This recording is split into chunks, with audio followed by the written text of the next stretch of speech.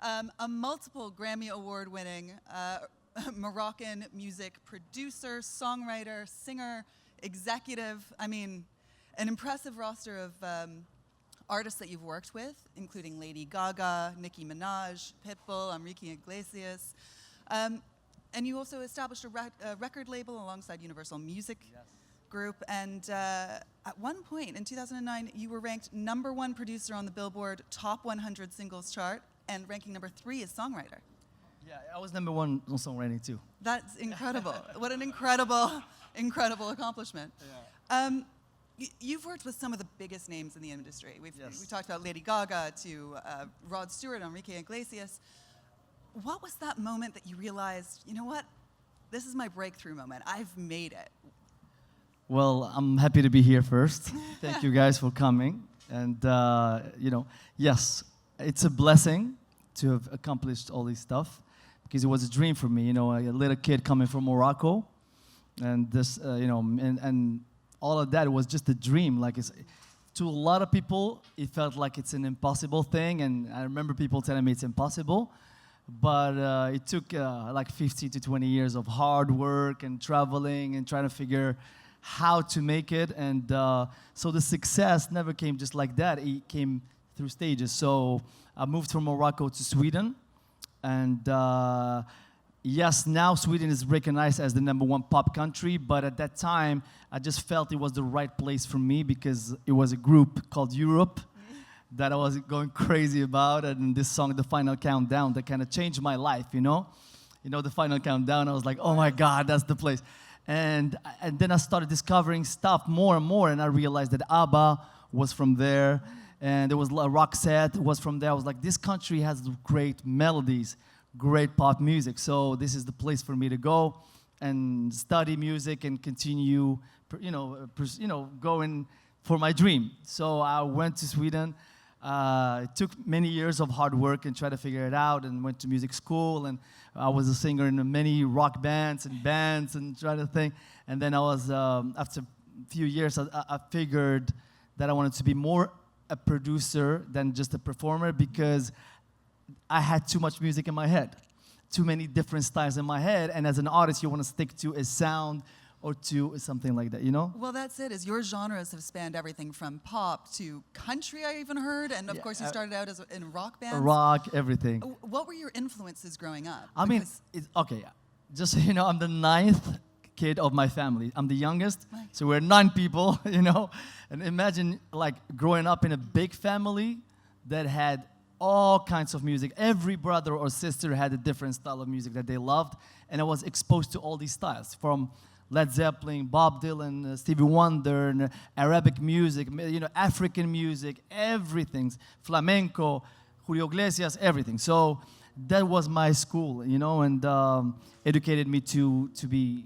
to kind of learn without knowing it, like learning about all kinds of music and loving it and accepting it. Especially, I had to please every brother or sister. I'm like, I love it, I love it, I love it, I love it. So it was a good thing for me to do, and it was a good education for me. So when I went to Sweden, it was more about perfecting my craft, more about like understanding the formula. And so I became a producer, and it took me a few years, and after a little while, I had my hits in Sweden. And that was my first success. It's relative, you know what I mean? But it was a success. So every time I was going back to Morocco, of course you want to prove your family, and you want to prove your friends, and be proud of you. Nobody knew my song. Besides Sweden and Scandinavia, my songs were big just there, and nobody else knew my song. So that's frustrating. It was frustrating for me. So I was like, you know what? I'm gonna go to America and start from scratch again. And I remember my sister was like, no, now you can live off music. You made it. I was like, no, I want to conquer the world. So I went to America, and again, a few years again, trying, and America was even harder, because the competition is times 100, and it's a huge country, and there's a lot of talent. Everybody goes there to make it. So after a few years, I had this chance, to work with this artist called Cat de Luna, and that was like exactly at one point where I was about to give up. It's crazy. It just turned my life.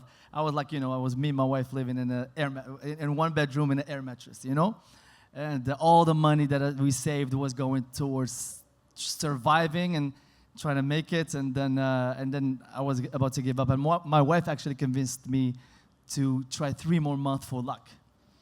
And that gave me like a second, another, air, more energy. So I was like, I'm going to try 3 more months, January, February, March 2007. If nothing happens, I go back to Sweden or Holland, and because I have a name there. So Ahmed Kat de Luna, this, executive believed in me. It was like, you're a genius. You found a sound. And so he gave me that chance. So it was my first #1 with a song called Wine Up. So it was a #1 in 36 countries. But it was a break for me personally because it started changing my life from nothing at that point to be able to survive, But then I remember I was talking to my management, telling them, you know what, this is my chance because I have a hit. I want to work with big names. And they were like, yeah, we're trying because now you have a momentum. So, and I remember, them calling me, hey, we have this girl that, you should meet. I was like, okay, is she signed? He was like, no, she just got dropped. I was like, oh my God, this is like crazy. Like, this is my chance. And you're asking me, I was like, just meet her 5 minutes. She's a good writer. You might like her. So I went to the city, met her. Hey, I'm RedOne. Hey, I'm Lady Gaga. I was like, okay, nice to meet you. So we started talking music. And I felt she was special and different. And she reminded me of an artist back in the days in Sweden that I was like, oh my God, if this girl would do that kind of thing, we do together this thing, might be special. So when we went to the studio, she was playing piano, showing her stuff, and I was like, let me show you this artist. And I showed her this artist, very inspiring, and it just something clicked, and I was like, we can do this next level. She was like, I'm open, and we tried that thing, and that changed music history and changed everything, and Lady Gaga happened. So Just Dance, Poker Face, Love Game, Bad Romance, Alejandro, all of those happened, yes. And so that was your aha moment, you'd That's say? my, Just Dance was my first Billboard #1, yes. Fantastic. It was the biggest thing, it changed everything, and it was, that moment I felt, yes, now I'm there. It's #1 all over the world, so it was a blessing. Incredible. And since then, you've had a number of successes, a number of huge moments where you've been on the Billboard and otherwise. But you also created the official anthem for Real Madrid. And yes. What was that like? Because you actually got a chance to work with the players and be part of a massive cultural moment. Yes. Well, the thing is, like, since I was 5, since I remember, I was a Real Madrid fan. My whole house is a Real Madrid. I love Madrid. Yeah, so Real Madrid was special for me. Like, I remember my brother, big brother, one of the things why I believed in my dreams is because I remember every night one of my brothers would come to me and tell me a new story about me being a hero. Either a player of Real Madrid or every day is something special. And it was like, you can do this, you can do this, you can do this. So Real Madrid was a big part of my life. So after the success and stuff like that, you start meeting people, and I became friends with the manager of Cristiano Ronaldo and Sergio Ramos, the players of Real Madrid, and then Cristiano became my friend, close friend, and so that thing became natural to me. Like, music and football are very close, and I was watching all the games at Santiago Bernabeu and everything, and I always, to be honest, like, even Madrid had the song before, but I never felt it was scaring the other teams. Because, it wasn't this emotional thing. And I felt like Real Madrid needed a song where like 90,000 people would be singing and feeling this emotional thing.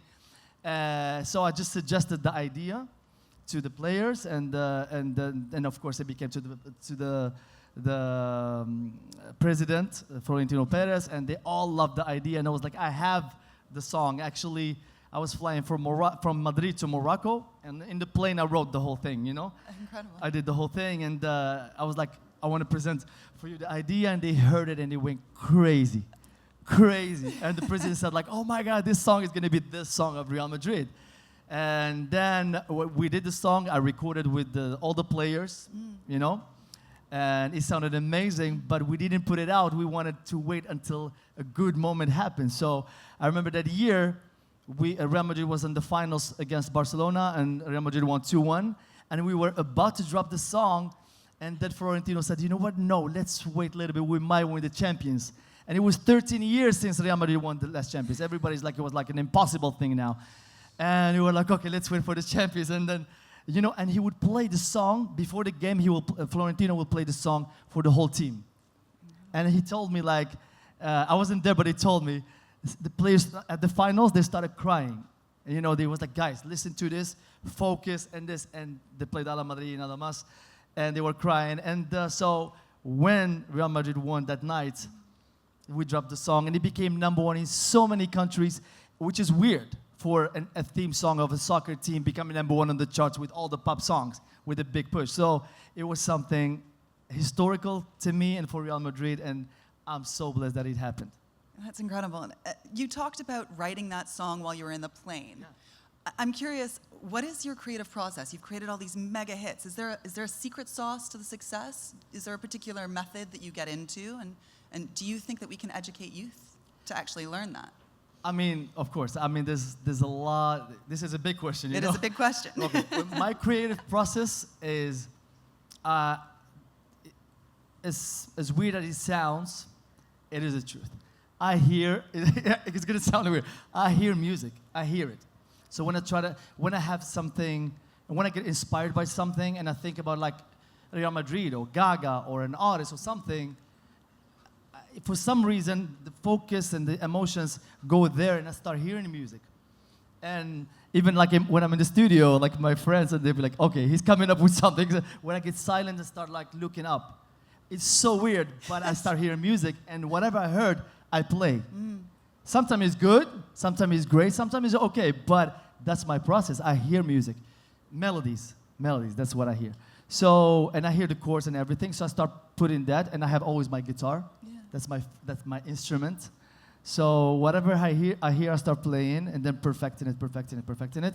And then a lot of times after that, I go to the programming, the music, and the recording the guitars, and the bass, and the drums, and this, and the melodies, and then writing the lyrics, you know? In this case, with me and Gaga wrote all the lyrics, but I might help her, like, I think you should write, like for, just an example, on Bad Romance, like we had so many titles. We had Steel Romance, we had Lost Romance, and then at the end it became Bad Romance, you know?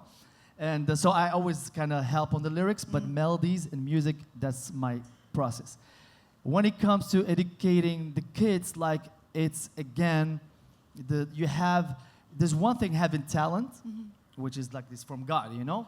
But you have to perfect it and learn and educate yourself about music as real education, not just, oh, I'm a musician and I'm free. Yes, good to be free, but learn what is the science behind it, you know?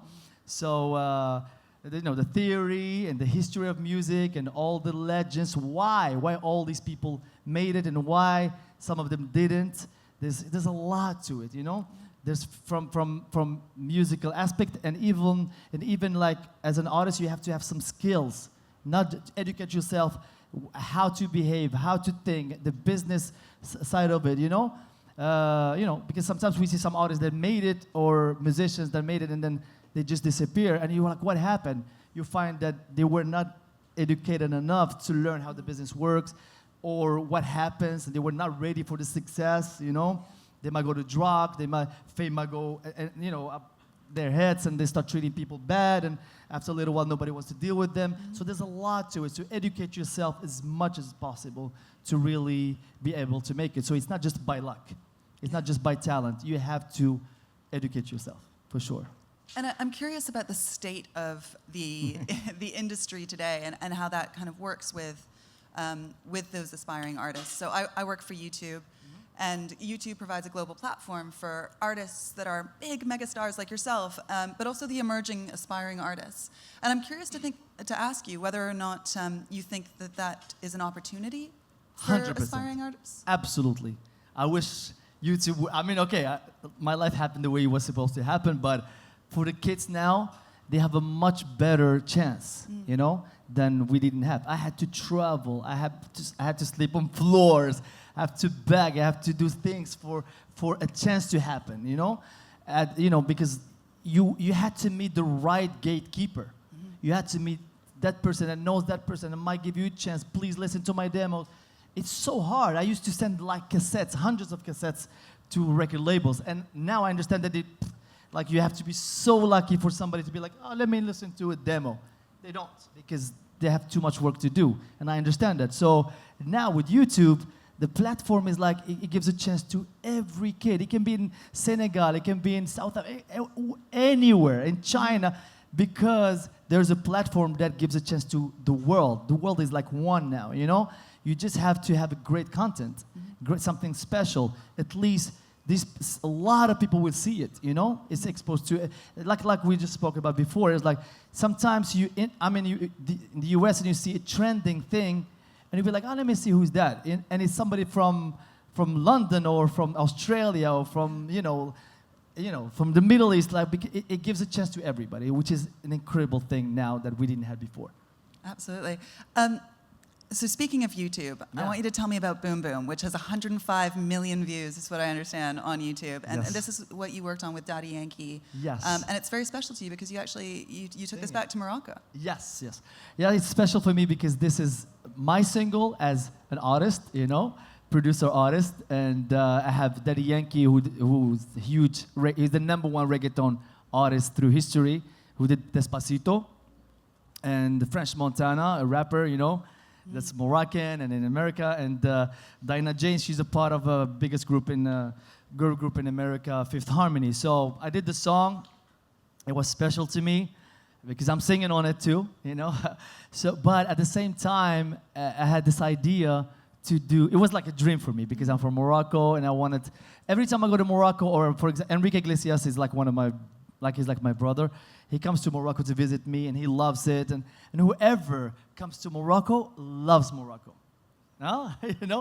Loves Morocco. And I'm like, I want to share this feeling that I share with my friends with the world. Like, I want them to see how beautiful Morocco is. So I was like, I'm going to do a video in Morocco and bring this artist here and do the video with Moroccans and everything. And I was like, okay, I have the artist. What else I can do? This is something about education, how to promote yourself and stuff like that.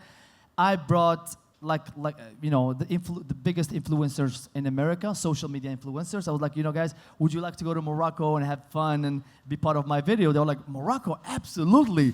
Like to travel and see another culture and stuff like that. So I brought like 60 influencers, and to Morocco, and we all flew there. We had a great time in Marrakesh, and we went from city to city to city, and we had a lot of fun. And in a way, at first, the idea was to film the video in Marrakesh, but there was a lot to Morocco. It's not just Marrakesh, so we filmed in a few places, and it was an incredible thing for me, personal.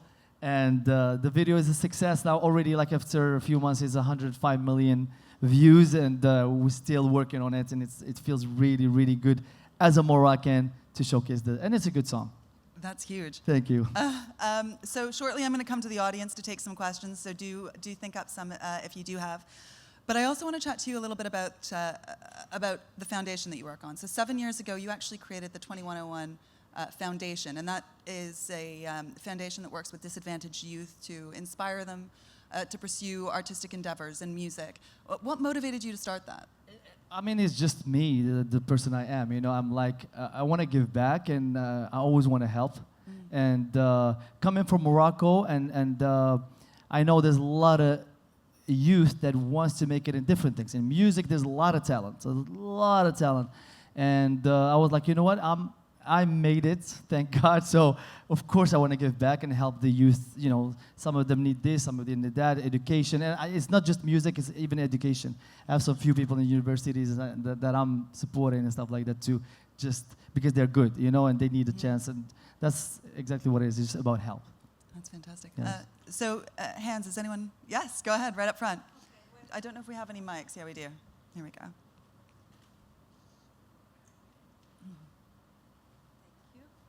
Well, it's an honor to speak with you, RedOne. I'm Thank a you. Moroccan also. Wow. And I traveled a lot, and I lived in the States, and I went back again to Morocco to teach, and then I'm back again to the States. Wow. But for me, you're an inspiration, and you just said it now, you're helping out also, and we need people, we need talent, we need stars like you, to give hope and hope of appreciation also. Do you have any plans on going back to Morocco and doing something for our youth, and especially in education? We need people like you. We're What- proud of you, by the way. Thank you so much. Thank you. Well, I mean, I'm in Morocco all the time. Like a few months ago, I was there. I go to Morocco all the time, and I have my family there. So my brothers and sisters, they let me know what's going on, if somebody needs help. So they are my link in Morocco. But I'm in touch with Morocco all the time, with the government and with everything. So yes, the plans to move to Morocco, I don't know yet, but I'm in touch all the time, and I'm always going to continue helping. This is like my number one focus. You're an And inspiration. honestly, thank you. And my goal in life, to be honest with you, like in a few years, I'm going to stop with doing music, and I'm going to give my 100% of my time to just helping people, because that's my dream. That's it. Wonderful. I swear. Wonderful. That's great news. Yes. Sorry for the search. Music production. I teach music production to high school students in California. If you were designing curriculum for them for what they need to know in the industry, what are some of the technological and musical skills you would hope that they would learn? I mean, like the thing when it comes to educating the kids, it's not just one thing. It's a lot of things. It's a science. You know what I mean? Like again, like I explained before, there's some artists that that are so talented, and for some reason they made it, because of whatever happened in their lives, and that they cannot maintain it. That's something that's lack of education, and the people around them, and they didn't educate themselves enough to be able to sustain. One of the people that is a good example is Enrique Iglesias, for example. He was educated with music a lot, with his dad, Julio Iglesias. So he's seen it all. And that guy, for 20 years, he's still maintaining on the charts because he knows, he understands there's like a difference between being a star and being just a human being, a normal person who has regular friends, who does regular stuff, and not believing that I am that star and that's who I am now, and I'm not that other person. So there's a lot to it. It's plus, of course, the kids in your curriculum, you can teach them like not just the technical side of it, which is the music, programming, and the formula of how hits are made. There's a formula. It's not like keep it simple. There's maximum 3 ideas in a song that people have to remember. If you do 20 ideas, because you have so many ideas in your head, people won't remember it. So there's a lot of things like that, but you have to teach them the other side of the business too. It's very important because so they can make it from A to Z. So I would do that, not just not just learning music, learning the business, and learning the emotional side of it. Because I've seen a lot of things happen in this business that are not great. It always starts with a happy person and it ends with a miserable person. So that's very important to me. It's an issue that needs to be addressed to be able to help the kids maintain a sane life. Absolutely. Any other questions? One right here at the front.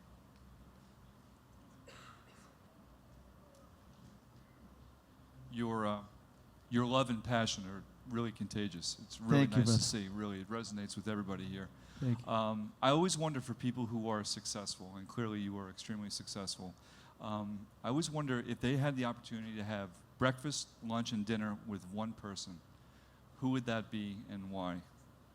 And the reason why I ask you that is because people who do so well in whatever they're doing, clearly music, it's you, it's because they have someone that either was a mentor or a family member Okay, or so like somebody that's someone like you look up to, kind of that you thing. look up to, that you can just spend a day with, have conversation with them, and learn from in some way. Who would that be?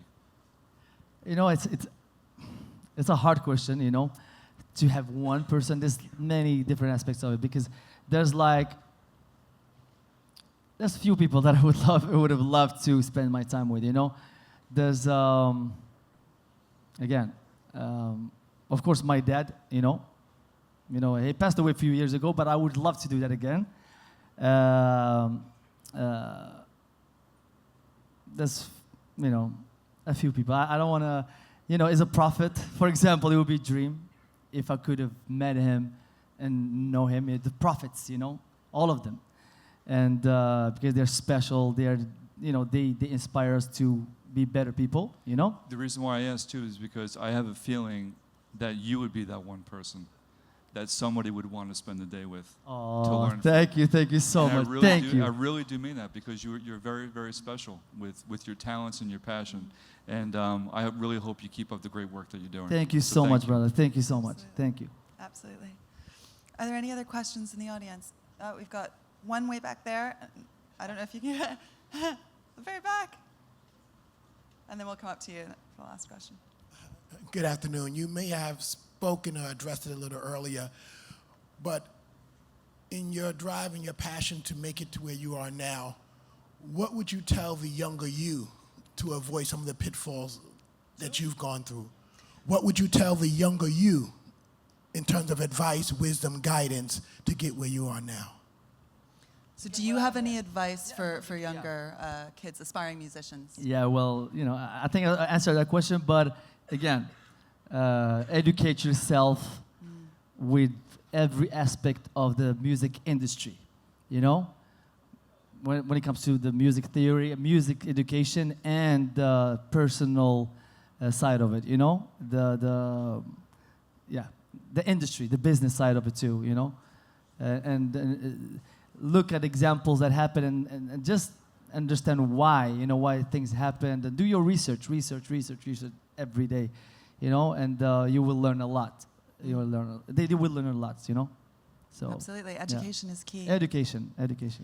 We've got one last question. Sure, go for it. Hi, my name is Flossie. I'm from Ghana. Thank you very much. It's such a pleasure. Thank you.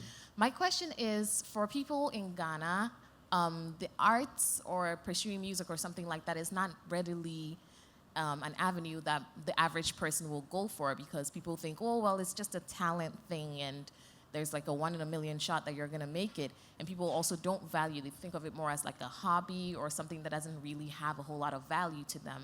So how would you go about like either changing mindsets or encouraging people in situations like that? So the biggest stars in music are those who don't have any other options. They didn't go to school and they just started rapping in their bedrooms and made it. Or people who are very, very rich and they don't have to work, so they're spending their time like painting or something. Well, thank you. But this situation is exactly how it was when I was growing up in Morocco. And I was like that one kid that was like, are you serious? Are you gonna really pursue music?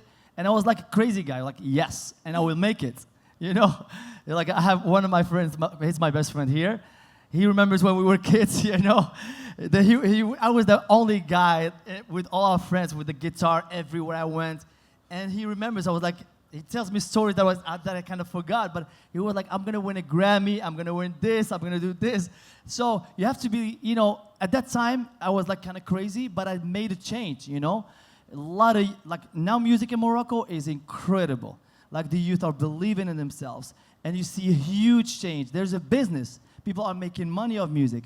And I understand it's maybe early in Ghana, but it takes for those believers to believe in themselves and to do what it takes to take it all the way for people to understand that this is a business. It's like everything else. It's like soccer. It's like, of course, I'm always 100% when it comes to education, to learn to be a doctor, lawyer. This is important to educate yourself, for sure. But if you have a talent that's like special talent, you have to go all the way and try your best and believe that you can make it and do whatever it takes to go there. And once you make it, you will make a change in your country. And I think it takes for the believers in everything, not just in the music or in everything. It takes a believer and a hard worker to do it, to change culture, So. Thank you so much. Thank So you. self-belief and education, 100%. that is the message to the future. Absolutely. Thank you so much for joining us today. Thank you. It's Thank been you. really inspiring to have you. Thank you for having me. Thank you. Thank you. Pleasure.